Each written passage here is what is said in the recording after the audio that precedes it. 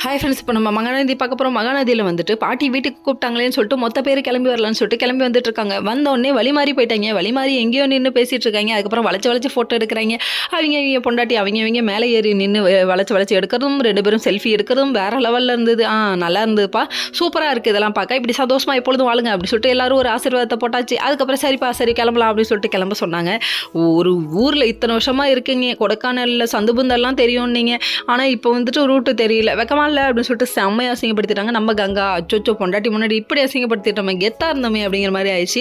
அதுக்கப்புறம் சரின்னு சொல்லிட்டு அப்படியே முக்கி சிக்கி திக்கி திணறி எப்படியோ வந்துட்டாங்க. வீட்டை கண்டுபிடிச்சி உடனே கங்கா பார்க்கணும், சமைக்கிறேன்ட்டு கிச்சனுக்குள்ளனால என் மோனுக்கு நல்லா சமைச்சு போறியாடி அப்படின்னு சொல்லிட்டு நக்கல் அடிக்குது இந்த பாட்டி. காலமான காலத்தில் கம்முன்னு இருக்கியா நீ அப்படிங்கிற மாதிரி ஆயிடுச்சு. என்ன பண்ணுறது, மகனை பெற்றுட்டாங்களே, அதனால ஓவராக சீனை போட தான் செய்வாங்க அப்படிங்கிற மாதிரி இருந்தது. அதுக்கப்புறம் பார்த்தீங்கன்னா நம்ம காவேரி வந்து காப்பாற்றுறதுக்குன்னே வந்துட்டாங்க. எப்படியும் இது ஆப்படிக்கிறதுக்குன்னே இருக்கும். இதை வந்துட்டு நம்ம அக்காட்ட இருந்து காப்பாற்றணும்னு ஒரு வழியாக காப்பாற்றுறதுக்கு வந்து நம்ம டைனிங் டேபிளில் சாப்பாடுலாம் கங்கா எடுத்து வைக்க எல்லாரும் ஒன்றா உட்காந்துட்டா எப்படி அப்படின்னு சொல்லிட்டு திட்டுது பாட்டி.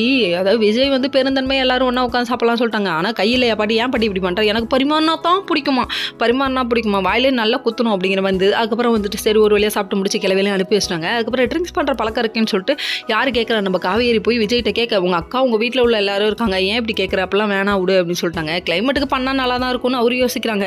அதுக்கப்புறமா இருங்கன்னு சொல்லிட்டு நல்ல பொண்டாட்டியில் அப்படிங்கிற மாதிரி இருந்தது. அதுக்கப்புறம் போயிட்டு குமரமாமாவை கோத்து விட்டாங்க. இவங்க குமரமாமாவை கோத்து விட்டியே கங்கா கிட்ட பர்மிஷன் வாங்கலையே அப்படிங்கிற மாதிரி இருந்தது. உட்காருங்கன்னு சொல்லிட்டு விஜய் ட்ரிங்க்ஸ் எல்லாம் கொடுத்த உடனே அப்படியே நம்ம கங்காவை டெரரா லுக் விடுறாரு. ஐயோ இவ நம்மளை வச்சு குமரிடுவாளே அப்படிங்கிற மாதிரி பார்க்குறாங்க. க்ளோஸ் அப்பில் கங்காவோட முகமும் குமரன் முகமும் நடுவில் விஜய் முகமும் வச்சுட்டாங்க. அடப்பாவிகளா அப்படிங்கிற மாதிரி இருந்தது.